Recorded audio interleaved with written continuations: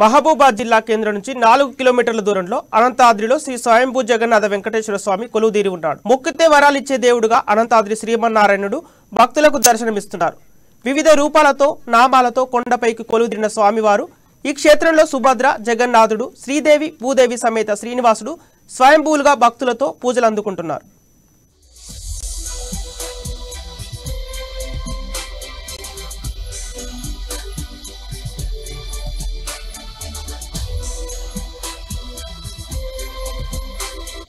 భగవద్బంధువులారా, నా పేరు గొడవర్తి చక్రధరాచార్యులు.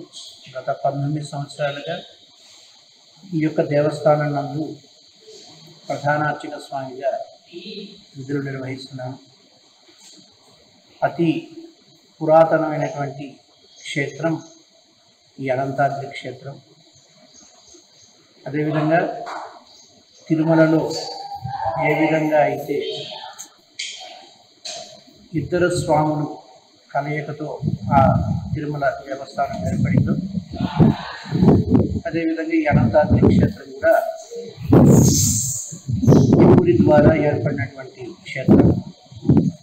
తిరుమలలో వరాహస్వామి వారి, వెంకటేశ్వర స్వామి వారి సన్నిధులతో ఏ విధంగా అయితే ఆ క్షేత్రం విరాజిల్లుతుందో, అనంతాద్రి క్షేత్రం కూడా జగన్నాథ వెంకటేశ్వర స్వామి వారి తిరుగులతో ఈ క్షేత్రం విరాజిల్లుతుంది. ఇచ్చటకు వచ్చి తీరనటువంటి కోరికలన్నీ కూడా తీర్చుకునేటువంటి అవకాశం కలిగించినటువంటి స్వామికి 11వ శతాబ్దంలో శాలివాహనులు ఇక్కడ ఈ జగన్నాయక స్వామి దేవాలయాన్ని అత్యంత కళా నైపుణ్యతతో నిర్మించారు. దేవాలయం పక్కనే పెద్ద చెరువు మధ్యలో శ్రీ శ్రీ జగద్గురు రామానుజాచార్యుల విగ్రహం ప్రత్యేక ఆకర్షణగా నిలిచింది. సుందరమైన ఆహ్లాదం కలిగించే ఈ వాతావరణంలో సాక్షాత్కరిస్తుంది. గర్భగుడి ప్రాంతంలో కొండను తొలచి అదే రాయిపై శ్రీ వెంకటేశ్వర స్వామి, పద్మావతి, అలివేలు మంగ రూపాలను మలిచిన తీరు భక్తులను ఎంతగానో ఆకట్టుకుంటుంది. ఈ యొక్క క్షేత్రానికి అనంత వరం అనేటువంటి పేరుతో విరాజిల్లుతూ ఉండేది. కాలక్రమేణా ఆ యొక్క నామధేయం కాస్త అనంత వరం కాస్త అనంతారంగా రూపుదిద్దుకుంది.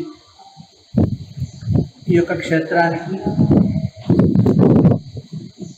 తెలంగాణ రాష్ట్రం ప్రజలే కాకుండా ఆంధ్ర రాష్ట్రం, తమిళనాడు, కర్ణాటక, కేరళ, మహారాష్ట్రలోని కూడా అనేక మంది భక్తులు ప్రతి స్వామివారిని సేవించుకుంటూ ఉంటారు.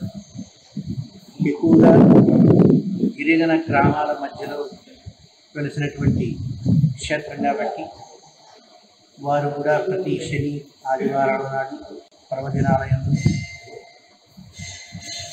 అనేక మంది గిరిజనులు ఇక్కడికి వచ్చి స్వామివారి యొక్క ముడుపులు, మొక్కులు తీర్చుకుని వెళ్తూ ఉంటారు.